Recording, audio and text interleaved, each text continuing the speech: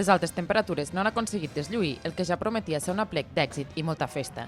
Així, les 106 colles han tancat un aplec del Caragol que, després de 2 anys, ha tornat amb més força que mai. És que no podem estar més contents i orgullosos, no?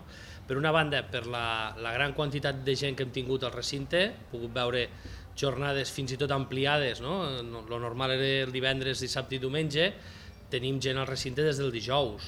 L'aplec segueix creixent i és per això que des de l'organització esperem poder acollir la propera edició les 9 colles que actualment estan en llista d'espera. L'important és poder encabir tota aquesta gent que aquest any s'ha quedat amb ganes de poder vindre a l'aplec. Sabeu que les colles estan arrebossant, han tingut que dir que no a gent perquè no hi cabien físicament i tenim encara 9 colles en llista d'espera. Les dades recollides per l'organització apunten que han estat prop de 200.000 persones vingudes d'arreu les que han passat per la 41a edició de l'aplec, havent servit més de 2.000 racions entre menús i tastets. Plegat ens fa preveure que ha estat una edició normal d'aplec i que segurament hem respost a les expectatives del voltant d'aquests 180-200.000 visitants durant els 3 dies. Entre tastets i menús acabarem amb 2.000, no?